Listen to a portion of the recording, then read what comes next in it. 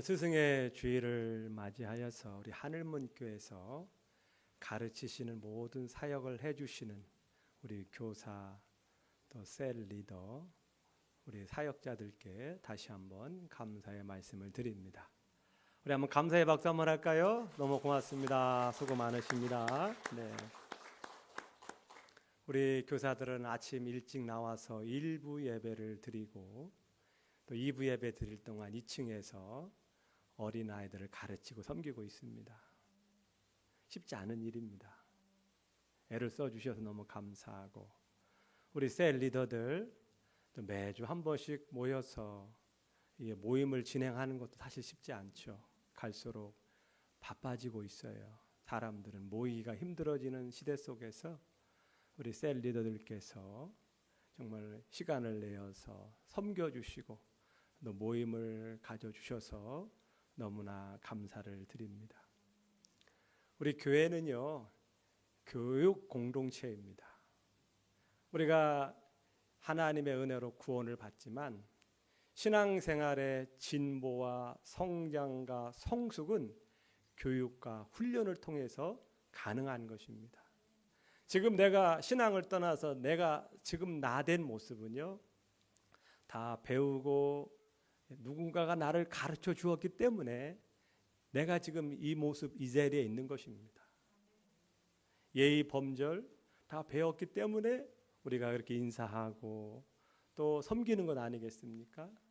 잘 배우면 잘 배울수록 더 우린 좋은 성품을 갖게 되고 더 좋은 방향으로 나가게 되어 있어요. 교육은요, 예수님의 주된 사역이었습니다. 예수님께서 귀신도 쫓아내고 하나님 말씀도 선포했지만 예수님의 주 사역은 교육이셨어요. 가르치시는 사역을 하셨어요. 마태복음 9장 35절입니다. 예수께서 모든 도시와 마을에 두루 다니사 그들의 해당에서 가르치시며 모든 도시와 마을에 다니면서 가르치셨어요. 예수님은 시간 날 때마다 가르치셨어요. 예수님의 부르는 호칭이 여럿입니다. 구원자, 메시아, 하나님의 아들, 다윗의 아들, 여러 호칭이 있지만 그 중에 하나가 바로 교사였습니다. 선생 또는 납비셨어요. 하지만 우리 예수님의 교육은 상대적으로 덜 강조가 되는데 성경을 엄연히 보면 예수님은 가르치시는데 많은 시간과 정열을 투자하셨어요. 결국은 예수님이 떠났을 때는 아무것도 남지 않았지만 예수님이 가르쳐 주신 70명의 제자, 더 나아가서는 12명의 제자만 남게 된 것이죠. 그리고 그들이 계속해서 복음을 전하는 것입니다. 예수님을 선생님으로 표현한 구절이 55번이 나올 만큼 예수님은 가르치시는 일에 힘쓰셨어요. 왜 예수님께서 이렇게 가르치시는데 힘쓰셨습니까? 왜 힘쓰셨을까요?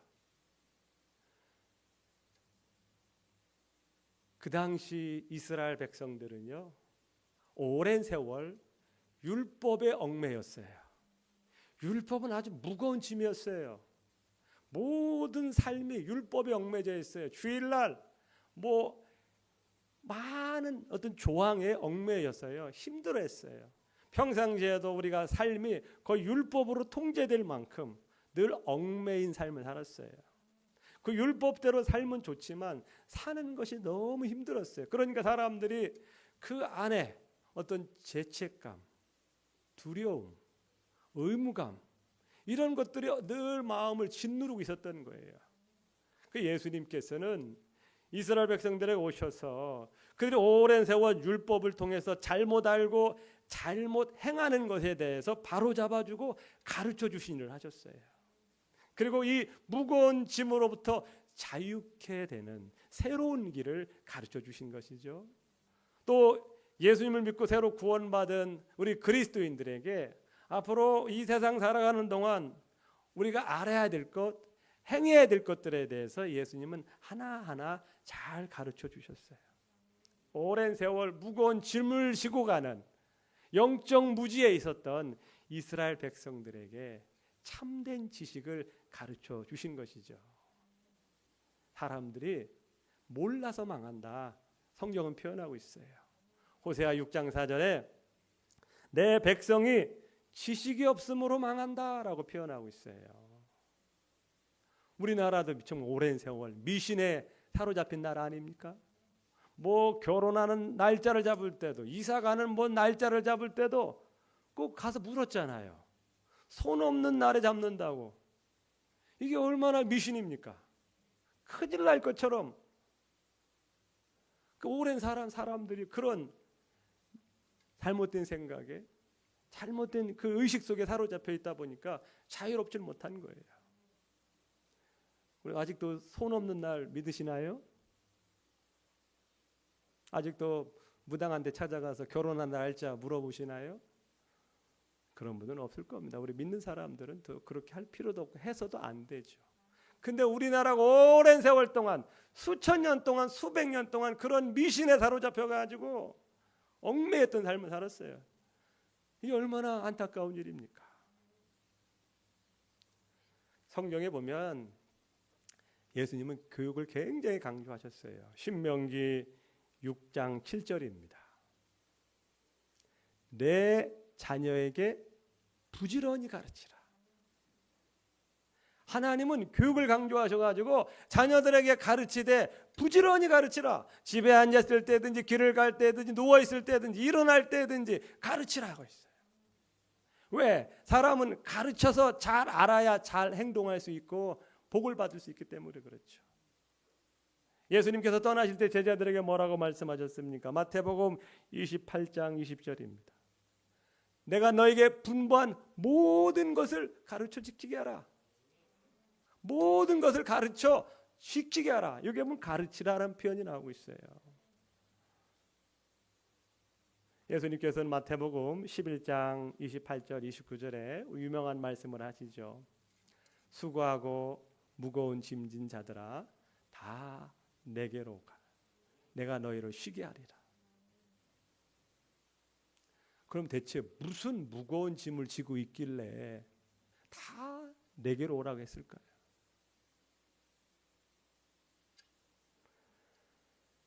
수많은 사람들이요, 져서는 안 되는 그런 무거운 짐을 지고 쩔쩔매며 살아가고 있다는 거예요. 안 져도 되는 짐을 짊어지고 걸어가고 있다는 거예요. 특별히 무슨 죄가 있습니까? 죄로부터 자유할 수 있는 길이 있는데 수많은 사람들이 죄책감과 죄의식에 눌려서 살아가고 있다는 거예요. 그것을 잊기 위해서 사람들이 술을 먹고 약물을 집어넣지만 잠시 잠깐뿐입니다. 많은 사람들이 죄책감과 죄의식 속에 무거운 짐을 지고 가고 있다는 거예요. 예수님께서 말씀하십니다. 다 내게로 오라. 내가 너희들의 그 무거운 죄의 짐을 다 풀어주겠다. 다 오라는 거예요. 예수님은 우리에게 평안하게 살 수 있는 길을 알고 계셔요. 얼마나 많은 사람들이 불안과 염려와 걱정에 살아가고 있어요. 마음에 평안이 없어요. 초조합니다. 기쁨이 없어요. 예수님께서 우리에게 이런 불안과 염려를 벗어나 평안하게 살 수 있는 길을 가르쳐 주셔요. 아무것도 염려하지 말고 오직 모든 일에 기도와 간구로 너희 구할 것을 아리라. 하나님의 평강이 너에게 임하리라 말씀하셨어요. 이걸 만약에 이게 진짜고 이게 좋은 방법이라면 당연히 와서 배워야 되지 않을까요? 인생을 행복하게 사는 방법 하나님은 가르쳐 주기를 원하십니다. 사랑하며 섬기는 삶에 대해서 가르쳐 주고 싶어요. 예전에 그런 얘기를 들었어요. 어떤 할머니가 무거운 짐을 지고 버스 정류장에 기다리고 있어요. 그래서 버스를 탔습니다. 여전히 머리에 무거운 짐을 지고 차에 서 있는 거예요. 얼마나 안타까워요. 그 내려놓고 편하게 가면 될 수 있는데 내려놓지를 못하는 거예요. 우리 똑같아요. 예수님을 믿는다고 하지만 여전히 어떤 세상의 어떤 무거움과 걱정과 근심과 죄책감과 죄의식으로 인해서 마음이 늘 무거워요. 기쁨이 없어요. 감사가 없어요. 이것이 우리의 현실의 삶이죠.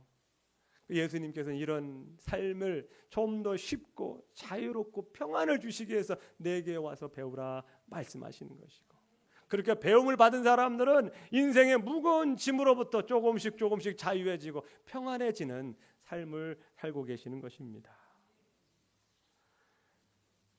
예수님께 교육을 받은 제자들은요, 가르치는 데 열심이셨어요. 사도행전 2장 42절입니다. 그들이 사도의 가르침을 받아 서로 교제하고, 베드로가 나가서 복음을 전하니까 수많은 사람들이 주님께 돌아왔어요. 그 돌아온 사람들이 첫 번째 한 게 뭔지 아십니까? 사도들의 가르침을 받았다라는 거예요. 베드로후서 3장 18절에 베드로는 이렇게 말씀하십니다. 오직 우리 주 곧 구주 예수 그리스도의 은혜와 저를 아는 지식에서 자라가라. 자라가라. 아는 지식에서 자라가라는 거예요. 신앙은 저절로 되는 게 아닙니다. 배움과 교육을 통해서 우리가 영적으로 자라가는 거예요. 우리 성도님들 배우는 데 힘쓰셔야 돼요. 배울 수 있는 기회가 있을 때 배우셔야 돼요. 배움이 없이는 우리 어떤 믿음의 진보가 없다라는 거예요. 자칫 잘못하면 우린 예수님 믿지만 여전히 삶의 방식은 세상적일 수 있다라는 거예요. 내 지식, 내 경험, 세상의 가르침대로 살아가요. 겉모습은 교회 나오지만 삶의 모든 방식은 여전히 세상 방식으로 살아갈 수 있다라는 거예요. 그 예수님께서는 마태복음 15장 8절과 9절에 이렇게 말합니다. 이 백성이 입술로는 나를 공경하되 마음은 내게서 멀도다. 사람의 계명으로 교훈을 삼아 가르치니 나를 헛되이 경배하는도다. 예수님 믿으세요? 하지만 여전히 삶의 방식은 내 생각, 세상의 방식, 내 경험으로 살아간다라는 거예요. 내가 배운 지식으로.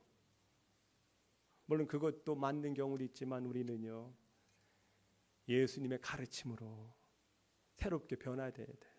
우리의 정신과 사고가 예수님의 가르침을 받아서 우리의 어떤 삶이 예수님의 방식으로 표현될 수 있어야 된다는 거죠. 중요한 결정을 할 때 예수님은 어떻게 하실까? 질문을 던지고 그 예수님의 가르침을 따라가야 된다는 것이죠. 오늘 제목은 예수님의 교육 방식입니다. 우리가 예수님의 교육 방식을 배워야 돼요. 왜 예수님의 교육 방식을 배워야 합니까? 여러 가지가 있지만 그 중에 하나가 예수님의 가르침이 아주 탁월하셨기 때문에 그래요. 최고의 방법이셨다라는 겁니다. 마태복음 7장 28절입니다. 예수께서 이 말씀을 마치심에 무리들이 그의 가르침에 놀라니라고 했어요. 예수님께서는 정식 교육을 받아보신 분이 없어요. 학교를 다니신 적이 없어요. 졸업장이 없는 분이에요. 그 당시 전문 교육을 받은 바리새인 서기관들이 있었는데 그들의 가르침보다 아주 뛰어났고 탁월했다라는 거예요. 사람들이 감탄을 하셨다라는 거예요. 그만큼 뛰어나셨다라는 거죠. 그렇기 때문에 오늘 우리 하늘문교회 가르침에 있는 모든 우리 교사, 셀리더, 우리 사역자들은 예수님으로부터 우리가 배우셔야 돼요. 그 중에 몇 가지만 말씀드리겠습니다. 예수님의 가르침은요, 누구나 알아듣기 쉽게, 이해하기 쉽게 가르치셨다라는 거예요. 굉장히 어려운 내용을 사람들이 알아듣기 쉽게 간략하게 설명해 주시고 깨닫게 해주셨다라는 거예요. 이게 훌륭한 가르침의 특징이라는 겁니다. 오늘 예수님께서 발을 닦는 섬김에 대해서 말씀하고 있어요. 우리가 섬김에 대해서 이론적으로 설명할 수 있어요. 칠판에 써가면 섬김은 이런 것이다, 섬김은 이렇게 해야 된다, 섬김은 이런 것이다라고 이론적으로 설명할 수 있지만 예수님은 아주 간단하게 쉽게 어린아이도 이해할 수 있는 방식으로 직접 본을 보이신 거예요. 이게 섬김이다. 사람들은 예수님의 어떤 설명과 이론을 듣지 않아도 다 이해를 하는, 저게 섬김이구나. 높은 자가 낮은 자의 발을 씻어주는 것이 진정한 섬김이구나. 이게 예수님의 가르침의 방식이었다라는 거예요. 저도 성경을 배우고 신학을 공부했지만 어려워요. 교수님들이 설명을 해주는데 무슨 말인가를 모르겠어요. 5분만 있으면 졸려. 이해가 안 되니까 졸려요. 혹시 조신 분이 계시면 죄송합니다. 제가 잘못 가르쳐서 그러는 거예요. 알아듣기 쉽게 재밌게 해야 되는데 그렇지 못하니까 재미가 없고 따분할 수 있는 거예요. 저도 강의 들을 때 그래요. 신학 용어 자체도 어렵고, 여러분 하나님 나라 굉장히 어려운 주제예요.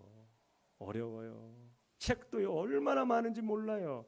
근데 예수님은 아주 쉽게 설명을 해요. 씨 뿌리는 비유를 통해서 하늘나라를 설명하는데, 어떤 사람이 씨를 뿌려 나가는데 그 뿌려진 씨가 길가에도 떨어지고 돌밭에서 떨어지고 가시밭에서 떨어지고 좋은 밭에 떨어졌다 하면서 사람들이 그게 하나님 나라구나. 겨자씨 비유를 통해서 또 설명을 해주면 사람들이 알아듣기 쉽게 고개를 끄덕끄덕하는 거예요. 사람들이 감탄을 하는 거죠. 옛날 바리새인 서기관들은 뭐 설명을 해도 너무 어렵게 설명하는 거예요. 뭐 설명을 해도 무슨 말인지 모르는데 예수님이 그냥 알아듣기 쉽게 설명을 하니까 사람들이 감탄하는 겁니다. 이것이 우리 교사와 가르치는 자가 정말 배우고 힘써야 되는 겁니다. 여러분, 어려운 것을 쉽게 설명한다라는 것은 이게 보통 어려운 일이 아니에요. 보통 어려운 게 아닙니다. 우리 성도님들. 우리가 쉽게 가르친다는 것은요, 그만큼 노력하고 배운다라는 것이죠. 그렇기 때문에 쉽게 설명할 수 있는 거예요. 사람들이 머리에 쏙쏙 남게 알아듣기 쉽게 가르친다는 것 정말 어려운 것 같아요. 우리 선생님들, 우리 셀리더분들, 어떻게 하면 우리 어린아이, 청소년, 세론들이 쉽게 알아듣고 깨달을 수 있을까? 이거 연구하셔야 합니다. 어떻게 하면 우리 어린이, 청소년, 셀 리더들에게 오래 남을 수 있는 그런 가르침이 될 수 있을까? 어떻게 하면 아이들이 지루해하지 않고 재밌게 들을 수 있을까? 저도 좀 고민이고 우리 모든 교사들, 셀 리더들이 고민해야 될 숙제입니다. 예수님처럼 남녀노소 알아듣기 쉽게 가르치고 설명할 수 있어야 돼요. 예수님의 이 교육 방식의 두 번째는 사랑의 마음으로 가르치셨어요. 13장 1절입니다. 세상에 있는 자기 사람들을 사랑하시되 끝까지 사랑하시니라. 어떤 우리의 교육의 방법과 기술도 중요합니다. 하지만 그 이전에 이 마음 자세가 더 중요하다라는 거죠. 우리가 뭐 수학을 가르치고 영어를 가르치고 뭐 세상 교육을 가르치면 정말 우리가 어떤 기술을 방법을 가지고 탁월하게 정말 일타 강사처럼 그 과목에 대해서 설명하면 돼요. 마스터하면 돼요. 하지만 신앙 교육은 그런 지식 전달 이상의 것이라는 거죠. 우리가 지식만 전달하면 막 그래도 어려운 거지만 그나마 할 수 있지만 그 성경의 가르침은 지식 이전에 사랑이 전제되어야 된다는 거죠. 예수님은 사랑하셨기 때문에 제자들을 붙잡아 놓고 가르쳐 주신 거예요. 떠나기 직전까지 예수님은 제자들을 모아놓고 가르치신 거 아니겠어요? 하나라도 더 가르쳐 주려고 애를 쓰신 것은 그 제자들을 사랑하셨기 때문에 그렇게 가르치셨다라는 거예요. 오늘 이 12 제자 가운데 누가 있습니까? 유다가 있죠. 유다가 있어요. 예수님은 유다가 자기를 팔 걸 알았어요. 하지만 유다조차도 사랑하셨어요. 예수님은 사랑스러운 사람만 잘 섬긴 것이 아니라 그렇지 않은 사람도 섬기셨어요. 또 말씀을 잘 듣고 따라오는 사람도 잘 집중했지만 그렇지 않은 사람조차도 예수님은 섬기셨어요. 설교 빨리 끝내라고 선생님들 오셨네. 빨리 끝내겠습니다. 예수님은 사랑으로 섬기셨어요. 우리 선생님들 사랑의 마음이 늘 있기를 축복합니다. 사랑한다는 표현 중에 하나는 기도하는 겁니다. 우리 셀 리더분들, 셀원들을 위해서 기도하고 계시죠. 우리 선생님들, 우리 어린아이들을 위해서 기도하고 계심을 믿습니다. 이것이 사랑의 표현인 겁니다. 하나만 더 말씀을 드려요. 예수님은요, 가르치실 때 솔선수범하셨어요. 본을 보이셨다라는 거예요. 14절입니다. 내가 주와 또는 선생에 대하여 너의 발을 씻었으니 너희도 서로 발을 씻어주는 것이 옳으니라. 예수님은요, 겸손에 대해서, 섬김에 대해서 이론적으로 설명만 하는 것이 아니라 그걸 직접 본을 보이셨다라는 겁니다. 그리고 사람들이 뭐 그렇게 많은 장황한 설명을 하지 않아도 아하, 사람들이 알아듣는 거예요. 교육이, 예수님의 교육 방식은 바로 가르치는 내용을 삶으로 표현하셨다라는 거예요. 가르침을 먼저 살아내셨고 그리고 그것을 행동으로 보이신 거죠. 이것이 아마 저나 우리 선생님들, 가르친 자들의 가장 큰 고민이 아닐까 생각이 들어요. 많은 말을 하지만 그 말 맞는 삶이 따라오지 못하는 게 고민 아닙니까? 하지만 우리는 계속해서 언행일치하는 쪽으로 가야 돼요. 나는 안 하면서, 나는 못하면서 다른 사람에게 하라고 할 수는 없잖아요. 어느 어머니가요, 사탕을 너무 좋아하는 아들이 있어가지고 치아가 엉망이고 그래서 이 사탕을 좀 먹지 못하도록 하면 좋을까 해서 그 당시 유능한 선생님한테 데리고 갔어요. 그러면서 자세한 설명을 합니다. 선생님 딱 듣더니 한 달 후에 와라. 한 달 후에 오라는 거예요. 아니, 사탕 먹지 말라고 한마디만 해주면 우리 아들이 말을 들을 텐데 이 사소한 걸 가지고 한 달을 기다리라고 하니까 마음을 좀 답답했죠. 그래도 어떻게 한 달 기다리라 하니까 한 달 후에 왔어요. 그 선생님이 또 하는 말이 또 한 달 후에 오라라는 거예요. 답답해 죽겠죠. 뭐 이 사탕 하나 먹지 말라는 말 한마디 하는데 뭐 이렇게 오래 걸리냐고. 근데 어떻게 해요? 한 달 후에 오라니까 한 달 후에 왔어요. 그리고 한 달 후에 다시 왔어요. 그 선생님이 드디어 말합니다. 아들아, 사탕을 그만 먹어라. 그러니까 이 아들이 네, 알겠습니다. 선생님 말씀대로 지금부터 사탕을 먹지 않겠습니다. 소녀의 어머니가 물었어요. 선생님, 한 가지만 묻겠습니다. 사탕을 먹지 말라는 말을 하는데 왜 2달이 걸렸습니까? 이 선생님이 하는 말이 사실 저도 사탕을 좋아합니다. 사탕을 너무 좋아해요. 근데 내가 사탕을 먹으면서 아들에게 사탕을 먹지 말라고 하면 말이 안 되지 않습니까? 그래서 제가 먼저 사탕을 끊고 그 다음 말을 하려고 했던 겁니다.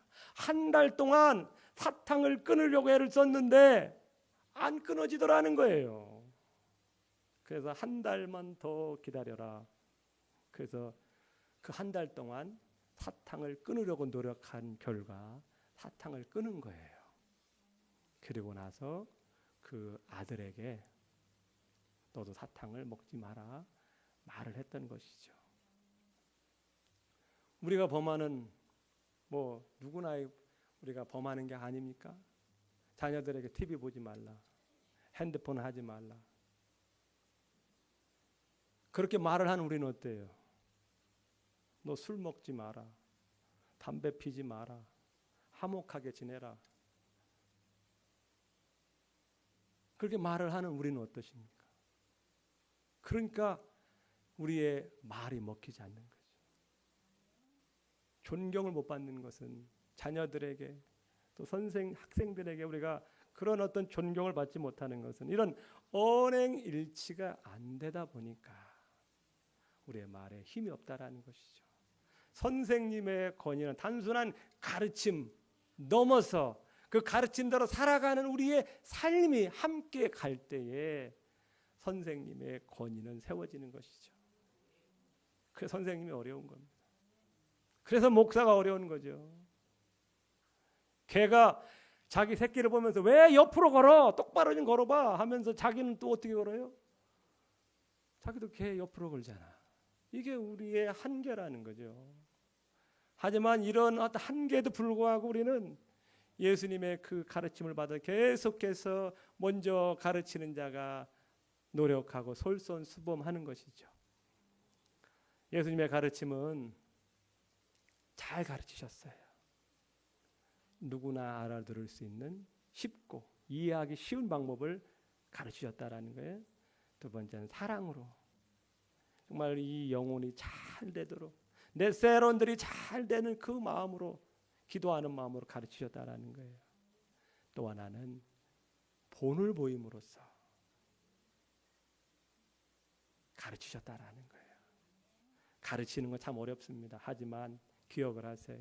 나의 가르침으로 한 영혼이 바로 세워지고 그 영혼이 하나님 만나서 천국 갈 수 있고 그 깨어진 삶이 다시 회복되고 무너진 삶이 다시 회복된다면 이것만큼 귀한 일이 어디 있습니까? 이게 바로 교육의 특권이고 교육의 힘이라는 거예요. 여러분들 셀리더분들 이런 마음을 하셨으면 좋겠어요. 우리 교사 선생님들 어린아이들 아직은 모르고 무지하지만 바뀔 것 같지 않지만 우리가 사랑으로 말씀으로 잘 섬기면 그들의 마음에 말씀이 새겨지고 훗날 가르침대로 변화될 줄 믿습니다. 나의 가르침으로 변화된다는 것이 얼마나 귀한 일입니까? 그런 삶 사시기를 축복합니다. 아멘.